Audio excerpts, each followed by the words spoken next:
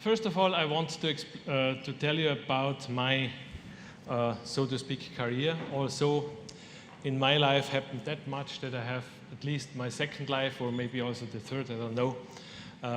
It's very intense anyhow, and I like it.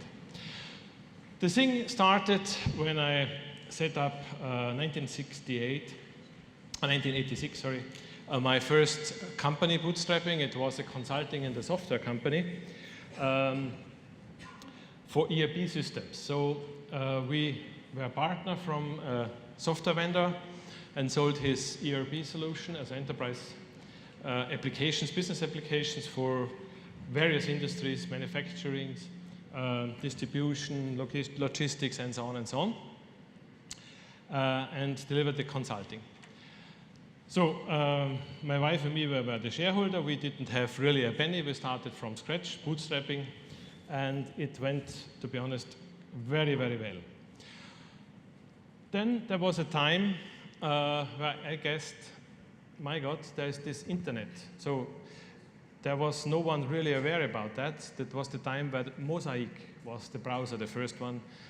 Many of you will not even know. Later on was Netscape. And I was guessing this could be something very interesting, very great. And so this was also the time where more and more it was visible it could be a good idea to have an object-oriented development language and so on.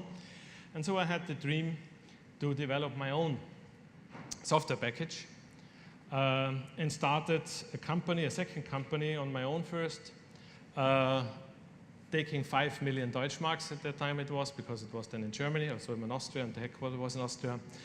We agreed, my wife and we, this 2.5 million euros, so to speak, we invest and just let's see how far we can go. Let's have prototyping, etc., and then we will see whether we can really develop something completely new, completely groundbreaking. So we started with tool. You may remember Smalltalk and all this stuff. This was from IBM. We have been an IBM partner, object-oriented and so on. And to be honest, it was just a nightmare. It just didn't work at all. We bought huge server racks from with compact computers and so on. And we didn't understand at the first time why this little prototype doesn't work, never shows the screen.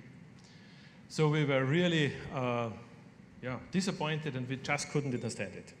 And then one developer had the idea, leave the system and just wait. Because after an hour, we always rebooted it because there must be something wrong. So we did it, and it didn't work. And on Friday, we went home, very disappointed. And believe it or not, on Monday, 11 o'clock, the first screen appeared. So it took really 4.5 days to show up with the first screen. So what's going on here? So we understood that this Smalltalk software and so on, the binding, and it was just of the whole object was just swapping, so you could forget it. So then we have been again IBM partner of the year, blah, blah. And then we met up in the States. We were invited. And that was the time where IBM, 1996, got a new CEO. They couldn't find a CEO for a year because they were nearly bankrupt, as you may remember. So they got the CEO not from the industry, but from American Express. Lou Gerstner was his name. And he had not a clue about IT. And so he asked everybody to stay on because he wanted to talk with everyone. He wants to learn what's wrong in the company. We're talking about it, still IBM. I was lucky I was number 7. And I really was angry and shouted at him, say, you think us, the whole industry, have nothing. Bloody hell, this is not working. You are selling, this is the object-oriented future. And listen, it just takes for a simple application 4.5 days to show up. And so you can't use it, bloody hell, and so on. So then after some minutes, he stopped me and said, okay, I understood, you are very unhappy, but do you have a solution? And so I told him, yes, there would be a solution. And that would be also a big concept, because I was always dreaming at that time from this VORA concept you may have heard, write once, run anywhere. Because until that time you had a software to build for Microsoft platform, a different one for Unix, a different one for the different systems from IBM. So it was quite expensive, so you mostly decided as a SME company to go just on one platform. So And I recommended him to join Sun at that time. There was this software language called Oak, because this is the big thing. And if IBM would join that could bring us all to a big success. So all his managers were against it. They called me mad. That will never work, however. So at the end, make a long story short, I was at the end, I think, an important midwife then to implement Java, because this Oak were then renamed in Java. And today is the world-leading programming language. It's an interesting story, but it would take a half an hour to explain every detail. So, and then Lou Gerstner said, okay, when we go into and we invest that much, it was at that time they planned $1 billion. I say, fuck up, it's much more. You have to invest at least $4 billion, which they did at the end. Then we have to be the guinea pig, and I should develop this software and become their partner, which I did. So, and this was this prototyping phase. And it was really hard. Even with this new Java, everything was too slow. It just didn't work. So we have always to look up for some ideas how we solve this and this. For example, the performance was, again, something else. So we invented with IBM together, developed the hotspot, you may know, no? That helps to improve and boost the whole software. So then we did this. Then we had the situation, then the software, the code itself runs very well, but the application, our application, we built an own application server because there was no JBoss and nothing existing. Then I had the idea not developing a software with a normal screen, but using just the browser. So this was then the time where we had the first, so to speak, concept for a cloud. There wasn't the term cloud. We called it the software solution out of the internet plug, and so on and so on. And we really had to invent a lot of things to solve all the problems. And I think probably you know at least 20 things we invented, really, we literally invented. Today they are a common standard. So, and then there was the time to say, okay, we go ahead, but I realized that will cost such a lot of money. Also we had a lot, and a good business, very good profits. I need a partner, and so I was looking for a partner. A so-called business angel. So far, I never met an angel in business, to be honest, but I did it. It was a customer, and we set up another company, Semiramis, was called 50/50 together. So we made it. The software was just a huge success, and the thing went on. I'll show you later on the graphic again. So this was then the headquarters, for example. In Austria, so we had 21 years growth rate, always excellent profits, 90% growth rate in the consulting, 400% growth rates in the software, always up to 35% profit earnings, 250 employees on their own, 3,500 in business partners around the world.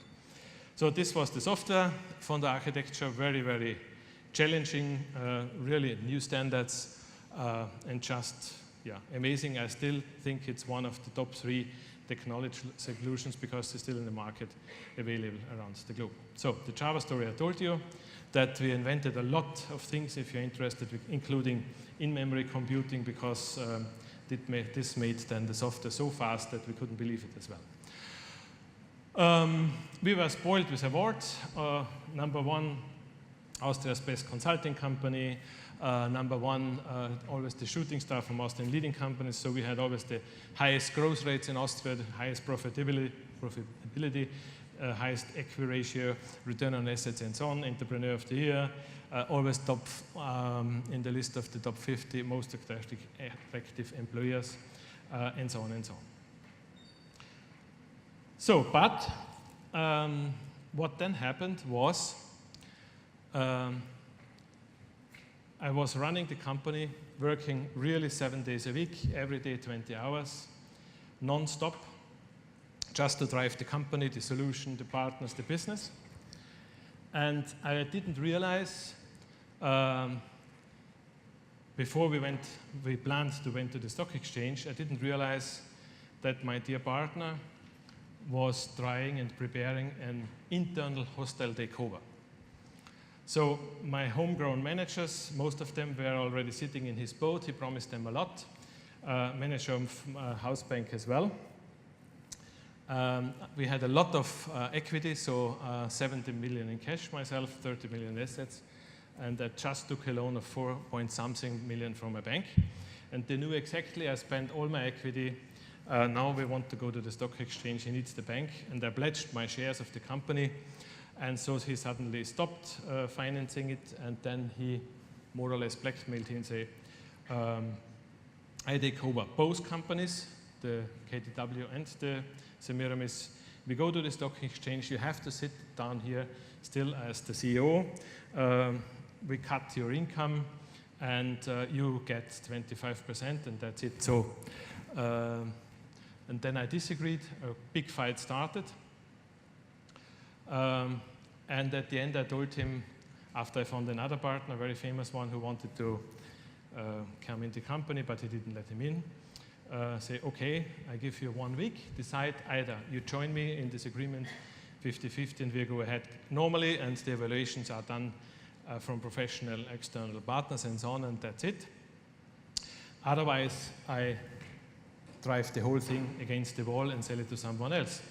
And he said, yeah, it's a good thing, do it, because they didn't believe me that I do it, and I did it.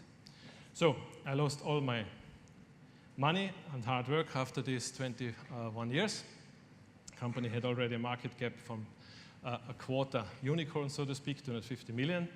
And that's it. And so I've lost everything, including all my private wealth. So I had also to file for bankruptcy, which is all quite an experience. Because when you do that and you're at that point, there is no one around helping you. All your lovely friends are on holiday in France or wherever. And then my dear partners also, the partner tried to sue me, and because he then lost as well everything. So it was really a nasty thing, but I did it. And then you have the stigma, you're now a bankrupt. Many called me a bankrupt. Many told us, or the press, we knew it after 21 years, big success. We knew it that this will end with a big failure and so on, as it is. And yeah, it took me really 3 years. We will talk at the end of my talk to recover. It was really a bad phase, a tough phase, even for our kids. The one was studying in Shanghai, the one in Scotland. We just couldn't finance anything more. It was, yeah.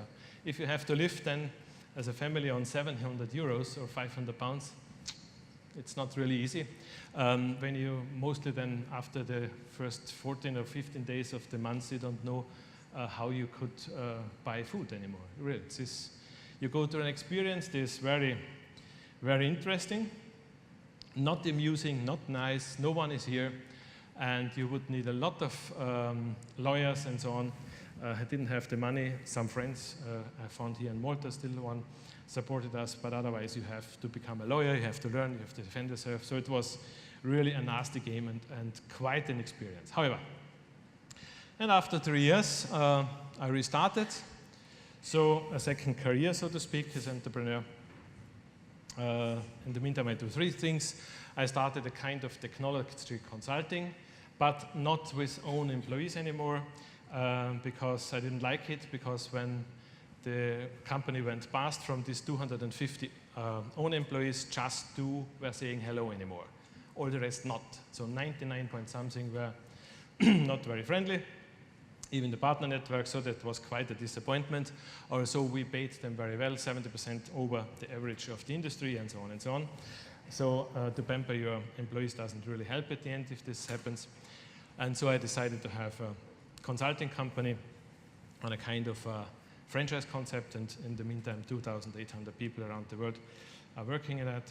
I started with a lot of think tanks and a member of many think tanks, and then I do this entrepreneurship education also, what we are talking about here. So, however, before that happened, when someone was asking me, a bankruptcy? Will a bankruptcy happen to you? Me? Never. Why? Growing like hell, earning like hell, business is thriving like hell, the product was right, the market was there, everything was fine, and I had also a good partner, billionaire. I was thinking, well, whatever is needed, it will be solved, but it wasn't at the end. So one should remember this Latin saying, memento mori, remember that you have to die. No one is immune, so it happened to me. Coming back to what's happening in the meantime, and so that's the reason why I think I have a bit of a passion to help especially entrepreneurs and young entrepreneurs. When we listen to the press or the media, we are thinking, wow, we are in a great startup area. Everyone is starting a startup, just exploding. It's just not true. The opposite is true, that the entrepreneurship is already or actually on decline, which we will see in some figures later on.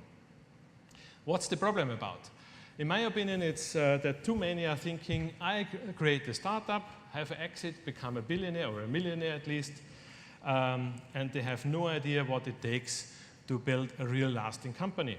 So for example, they have mostly a lack of vision, no passion, no leadership, risk aversion, they fear failure. However, they don't want to work hard.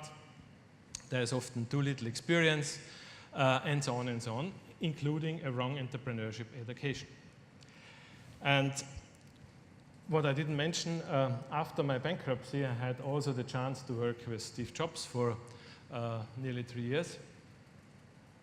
He was a nasty guy, but I loved him. A really good one. And as you can see also in his biography and read, that's what he was saying, meaning being successful is not the problem, but staying successful is the problem. And that's the thing what I like to support for the entrepreneurship ecosystem. So his statement in this biography is, I hate it when people call themselves entrepreneurs, when what they're really trying to do is launch a startup and then sell or go public, so they can cash in and move on. They're unwilling to do the work it takes to build a real company, which is the hardest work in business. That's how you really make a contribution and add to the legacy of those who went before. You build a company that will stand for something a generation or two from now. That's what Walt Disney did, that's what Hewlett Packard did, and the people from Intel. They created a company to last, not just to make money. That's I want Apple to be. So, if you see, in the meantime, I also am coaching approximately 200 startups with a little team, because it's my passion to do that, so I'm mostly myself involved. And when you see, when they start, they always think it's that. Just start, will be successful, yoo-hoo, becoming a millionaire or something else, that's it. But who has experience knows success looks more like this. Or, of course, you can fail, you can win, but usually first you fail quite some time and then you win. Or like a wise investor puts it, many turtles hatch, but few make it into the sea. So if we look to the current situation, which is not my invention, but these are quotes from these various media, then first of all you come across that 9 out of 10 startups usually fail or will fail. That's quite something. Or within 3 years, 92% of startups failed. Of those who failed, 74% failed due to premature scaling. Or tech startups have highest rate of failure among all industries, mainly due to numbers of uncertainties that come with launching something new, innovative to the market. Or the venture capital secret, 3 out of 4 startups fail, and so on.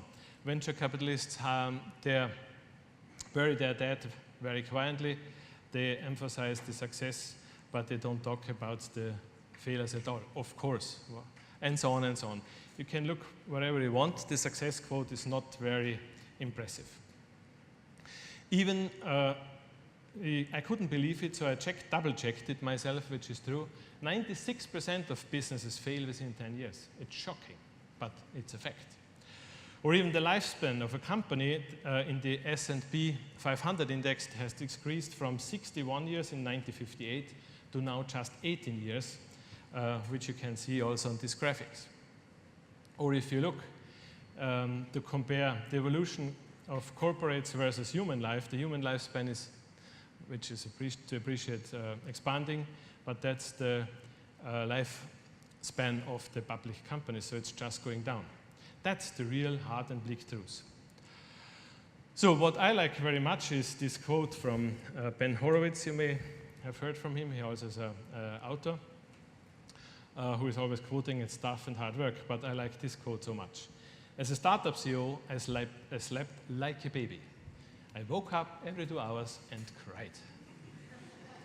And that's pretty much the truth. So in his book, The Hard Things About Hard Things, he also mentioned that startup life will either kill you or make you stronger. There are no easy answers at all.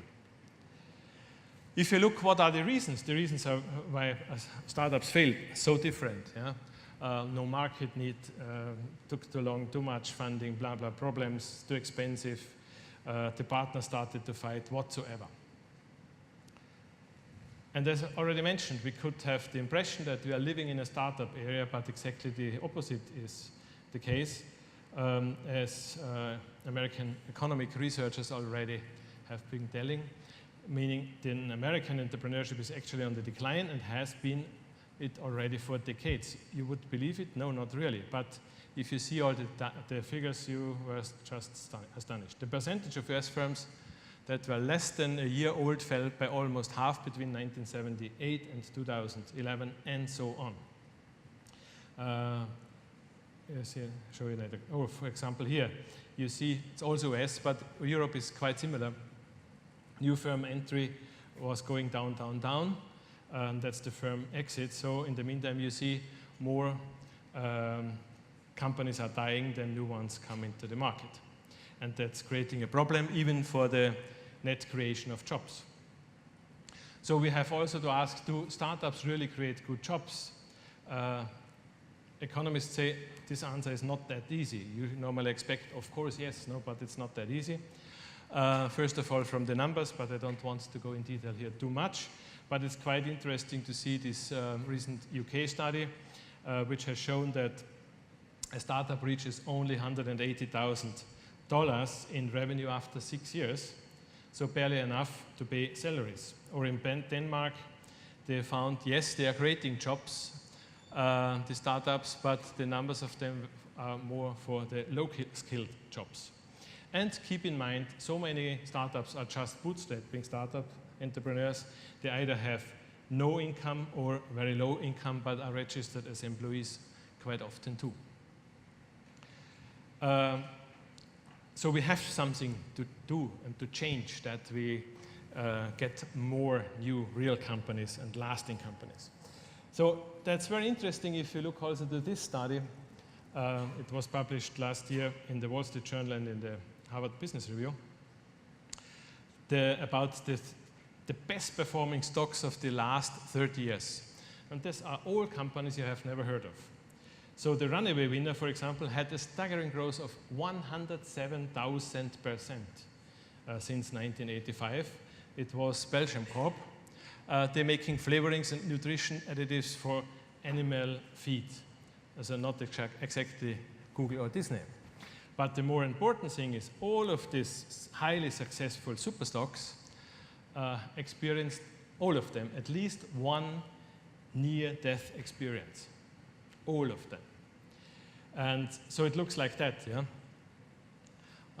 Grow, grow, grow, and then they had the near-death experience once or even more often. And so they learned, and from this learning curve, they were able to push this company so much to success that you are just amazed. So one could ask, do we need startups?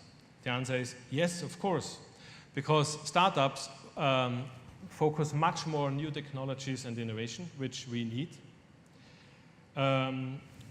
Also, the Cow Foundation found out that new companies were more likely to enter the market with cutting-edge innovations. But the key argument is we cannot just let the innovation and creation of new companies in the handful of some few giant companies. We have to develop a robust ecosystem, and so we need startups, of course, as well.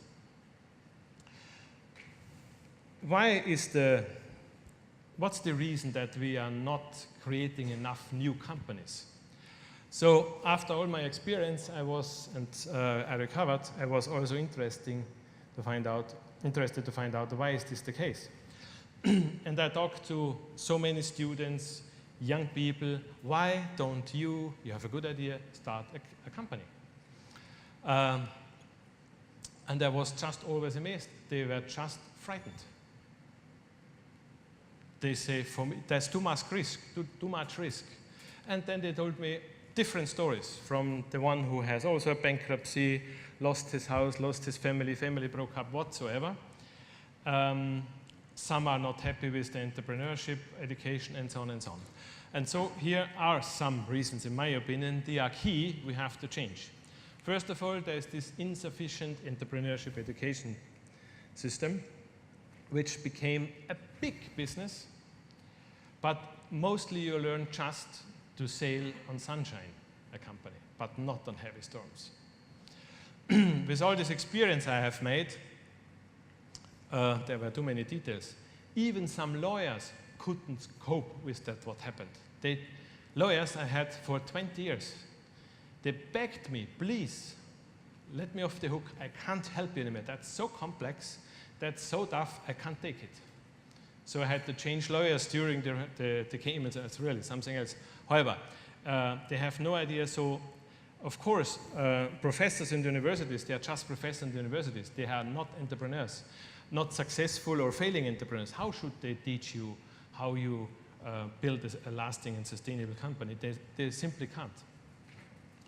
So then the next thing is the naivety due to inexperience of young entrepreneurs. Of course,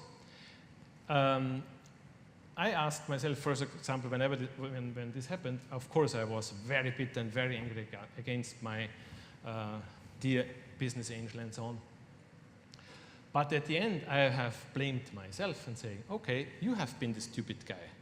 You should have learned beforehand and not trusted everybody to the extent that this could happen. So you were just not prepared. You never double-checked. I worked too much. I was not too close to my managers anymore, realizing that the loyalty was something else, but not a good one. Then also a problem for me is that I see when I advise startups to close deals with investors or business angels, and so on, even with banks, that are completely unreasonable and even dishonest terms from quite a few investors and banks. They want to take control. This and this and this and this, so it's just nasty and it's not nice. A next problem is in continental Europe, and that's a serious problem, that we have, in my opinion, medieval and inhuman and crazy insolvency regulations. Oh, my half an hour is already over. And unfair practices of many financial ecosystems you will find as well. Quite often even governments support the investor to invest instead of the startup entrepreneur. And the list goes on. In America, for example, the first ones already say, like Andrew Young here, I know dozens of entrepreneurship professors. They are truly dedicated to develop young people, but the entrepreneurship education at this current list just doesn't work. And the numbers are stark. Entrepreneurship classes and programs in colleges have, around the US, have quadrupled in the past 25 years. Meanwhile, rates of private business ownership for households under 30 have declined over 60% during the same period. So he analyzes, the more we teach the entrepreneurship, the few young people actually start businesses. This has profound implications, and he is right. So for most students at universities around the country, he says as well, that's his quote, studying entrepreneurship is a pleasant intellectual diversion, not a professional choice, path, or commitment. So, and then his recommendation is that it has to be changed completely, because teaching an entrepreneur, like he describes, is if you want to train someone or learn someone to play tennis, to tell him how it works, it will just not work, because you have to practice, you have to learn by the practice, and you have to coach him. Or the next thing is the failure thing, because if a professor would stand in front of the student and say, I teach you entrepreneurship, hopefully you start a company, but 9 out of 10 from you will fail. What will they do? They leave the classroom and that's it, and maybe the professor gets fired. And so on and so on. So it's really a problem. So he would recommend entrepreneurship should be done with an apprenticeship and more real to make it the better, and so on. So from the time I would have a lot of further slides, but I think I should reduce it to that. What's the key? And I think is also right, Steve Jobs said, what separates successful from non-successful entrepreneurs? And so his quote is, I'm convinced that about half of what separates successful entrepreneurs from the non-successful ones is pure perseverance. Unless you have a lot of passion about this, you are not going to survive, you are going to give it up. So you've got to have an idea or a problem or a wrong, or you want to do it right, that you are passionate about. Otherwise, you are not going to have the perseverance to stick through. And what I have seen and what I have learned, of course, yes, he is absolutely right. So even an entrepreneur, when you become an entrepreneur, you have to answer, do you have this passion? You have the perseverance. You want to go through all this trouble. Have you the support of the family? So often I experience that they are fighting because, for example, the wife is just not willing to take the risk. But he says, I will start anyhow. So then they start fight and sometimes they break up. So it's really quite a challenge. Or if you start a company, are you the generalist running the company alone, or isn't it better to have 3 types of partners, a geek, a financial wizard, and a generalist manager? So we have to ask and answer this question for yourself. And a very important thing, that was in my case, you should also check, even if these are friends and you started with them, have you ever divided something or shared something? So I quite often do a kind of a game with these youngsters and saying, okay, here is €1 million on the table. Think ahead 5 years, you had a company, you have success, these are the results, these are the numbers, you did this job, you did it, so you maybe worked every day 18 hours, 7 days a week, this one just 40 hours a week and so on. How would you divide and split the money? Because the first answer is obviously, of course, we are 3 partners, so everyone gets 1/3. But if you do this exercise with them, then they learn, no, they wouldn't be happy at all, because the one say, I took more risk, or I signed the pledge at the bank, but you didn't sign, I worked harder than you, etc., etc. And so that's the problem if unfairness or greed or whatsoever comes into place. So you have to check this as well. Or business plan. I think even here, entrepreneurship education is wrong. We learn more or less it should be so sophisticated that all the leading hierarchies will accept it just for the C-level. That's just nonsense, in my opinion. A business plan should be simple. And the test whether a business plan is good and working or not is also simple. Go to your shoemaker, dressmaker, banker, whatsoever, and present him the business plan and ask whether he had understood. And the proof is if they say, wow, that's a great idea, let's have an investment from myself. I'm so convinced I would become an investor, then you have a business plan that will work. Unless, otherwise, you see no chance. Then you should also take a mentor on board very early. Or the next thing, what's also so important, do you have a plan B? I didn't have a plan B for my crash because I didn't expect it. So you just are confronted overnight with so many troubles that you can't handle it. So on the plan B, you should always have one in life, in business, and for everything. Okay, also a last thing about the misconception of money. Learned as well, especially startup entrepreneurs say, yes, we build a business plan, maybe a bit of a prototype of the product, and then we are looking for an investor. And when they got an investor, they opening a bottle of champagne, say, oh, super, but they didn't get it. Because money is comfort, it's a good medium of exchange, but money eventually doesn't substitute or replace the important things. You can't eat it, you can't burn money, or you can burn it once if there's paper but not coins and so on. But even if we have $1 million, put it here and say, please clean the room, nothing would happen.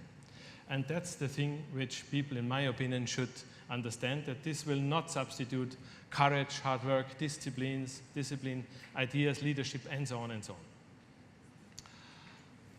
So there's the problem with OPM, this other people's money. And then I will finish.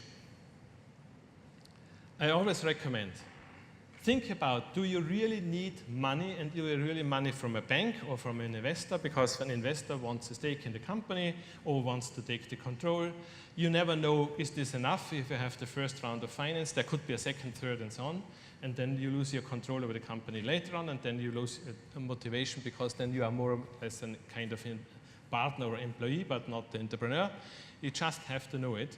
So it's for me to compare either to use the staircase, hard work, a bit slower, but you can also go up to the 20th floor, or to use the elevator. It's more comfortable, it's true, but so money makes you very, very heavily dependent if you have especially OPM money. And you know, maybe Professor John Mullins, I like him very much, who says also the vast majority of fast-growing companies never take any angel or venture funding. That's a fact. Automatically going down the venture capital route is risky and needless. And sadly, the VCs and the rest of the entrepreneurial ecosystem hijacked the financial limelight a couple of generations ago in Silicon Valley and then in Boston, and now most everywhere else. They convinced entrepreneurs to start writing business plans and raising funds. Startup funding were the only ways to start a business, which is dead wrong. So he says also you should look out especially for customers to get some funding, etc. So there are so many alternatives. However, I think that's a crucial thing, because if you take other people's money, you are under high pressure and you are not in control anymore on your own. So you could also learn a lot from family business, which I don't want to go into detail as well, because families are different. If they take a decision, they don't decide just quarter by quarter. They are going on to decide on the long term, maybe even thinking of the next generation. And that's the way, in my opinion, how you build up a company that can last. What can you learn from an entrepreneur who passed the real assets test, like myself? And then I close, because this is important. I was thinking I was a good entrepreneur with this 21 years of career, making just growth, and business. It was fun, it was good, it was success. And then, more or less overnight, it crashed. I fell down to nothing, or even to minus. And then something special starts. You are questioning yourself in everything. First, you start to lose the trust in people, in employees, in banks, in partners. So. But at the end, you question yourself, what the hell, fuck the hell? Why didn't I realize it? What was wrong? Bam, bam, bam, bam. So it took me, in total, nearly 3 years. The first year was something else, but in the next year, really nearly 2 years, to go through everything again and again and again. Nearly no sleep, etc. But the excellent thing was, suddenly on one day, I realized, you idiot, you did everything so far wrong. You cannot think on everything. It was really a bad behavior, unlucky. So why should I change and lose now trust in everyone? Before I trusted, why not? I don't want to live a life just trusting no one. Then I can shoot myself as well. By the way, what most of those people, they fail to. They get cancer or divorced and whatnot. And then suddenly there was opening up a next dimension to understand and to realize, of course I made also mistakes and wrong decisions in my 21 years, of course. But you learn and see what are the important things to build a long-lasting company. What is the strategic thing? The North Star, for example, was a good example as well. We heard from David today. And you suddenly realized you're not the idiot, you're really excellent. Where you're excellent, okay, and where you failed, this, okay, should be done better. And so you can become a devil's advocate. So in the continental Europe, there's this stigma. If someone failed, you know, forever, forget him. Dead man, stupid man or girl. In the States, it's completely different, I've learned. In Israel, it's different. In China, it's also a shame. In UK, it's different. And I would love to change this view on entrepreneurs if they fail, that they are, one should realize if someone manages to get up again on his own feet, but that's the key. So you overcome the failure, you manage it successful, then you have a person who can give you advices like the devil's advocate, who can help you see through everything. And for example, I coach, as I mentioned, approximately 202 startups at the moment. And usually we have this rate here, one makes it, 10 not. And from mine, so far, 5 makes it. 4 fail, but they're landing soft, not killing the whole family, not losing everything. And there's always one stupid guy not listening. Okay, he learns the hard curve. Why not? But later on, he will be good as well. And that's the key why I think it's good just to know if someone passed the acid test, so to speak, then you have a kind of safety belt, a safety net from such an advice. You should take on board such a guy. You will find some. You can learn a lot. You can avoid all these mistakes he has done, etc., etc. And that's my main message. Sorry, 11 minutes more. And please be aware. Don't think insolvency, bankruptcy, such a failure will surely not happen to you. I was thinking it. So at the end, you never know. When you hear 12 years is the average lifespan of a European company, and so on and so on. And so please prepare a plan B, think about it, look where are the potential risks, or I call it the hidden contact mines, you know. You usually know there's a mine, then it's blown. Solve it, yeah? Fix it now when you can. For example, my biggest strategic mistake was when I took this 4-point-something million of a loan, which was at that time nothing, because at KTW we earned 5 million a year. Okay, so it's easy, but yeah. And then they ask for a pledge. They say, "Are you mad? I'm a customer now since 15 years. Why you did it? You know, but if you don't believe in your company, they're trained. All the banks are saying the same." So bloody hell, I signed, even with my lawyer. He checked the contract. But what happens is, and you should get to know the insolvency law, which I didn't know at that time. For example, in Austria, when you fail, you can just be discharged if you are able within 7 years to repay 10% of their debts. So this were just 450,000 euros, so with the interest 500,000. But we have 50% tax. That means you have to earn 1 million and you have to live in the 7 years. But the key is everywhere in Europe, including UK, during the period of bankruptcy, you are not allowed to be a shareholder, a manager, or someone. So how in hell can you earn 1 million gross in 7 years to repay it? And I have just a sad experience with a colleague. He experienced the same in Austria. His 7 years are over. He couldn't pay because the sum was similar. He could pay just 2-3%. So the court was closing the procedure. That's it. And now he's stuck for 30 years in debt. His life is done, you know. And that's so important, but no one is telling it. And that was my mistake, that I signed the pledge at the bank, and that they tried to not let me off the hook, and so on and so on. It's a long story. But however, so I'm done.